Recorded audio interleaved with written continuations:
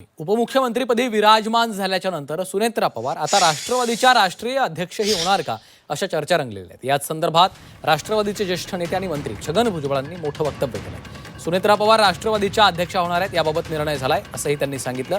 माध्यम प्रतिनिधींनी यावर पुन्हा विचारलं असता 100% निर्णय झाला असं ठासून सांगितलं आहे। रोज विलिनीकरण काय ही चर्चा आहे? विलिनीकरणाचं काय करायचं? आजही करता येईल, 1 महिन्याने करता येईल, 2 महिन्याने करता येईल। घाई करण्याचं काय कारण काय आहे? सुनेत्राताई तेथे आता उपमुख्यमंत्री म्हणून बसलेले आहेत। राष्ट्रीय अध्यक्ष म्हणून सुद्धा आम्ही त्यांची निवड करणार आहोत।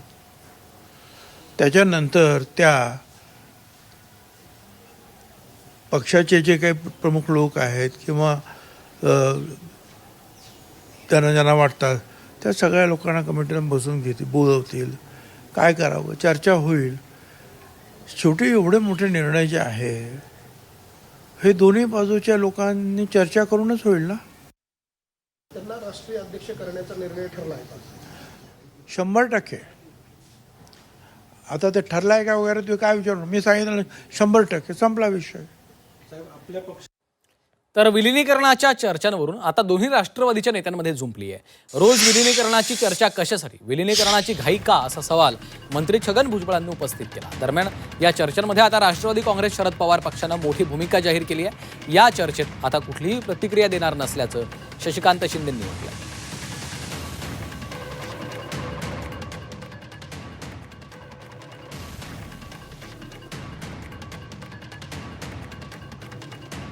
मोगमपणे काही बोलण्यात काही अर्थ नाही आहे। आणि आता आपण कॅप्टन नेमलेले आहेत ना, आपण ते विचार करतील ना, बसलेत ना ते काय हे आणि मग बघतील काय करायचं ते। आमदारांची सुद्धा मीटिंग घेतील। आणि मग सध्या जे आहे हा म्हणतो म्हणून तो म्हणतो, तो म्हणतो म्हणून तो म्हणतो, एवढी घाई काय आहे एवढ्या सगळ्याची? म्हणजे 3-4 दिवसाने आधी हे केलं काय, आमचा शपथविधी घेतला तर फार घाई केली। पहिल्या दिवसापासून मर्जर चालू आहे। ही घाई नाही आहे।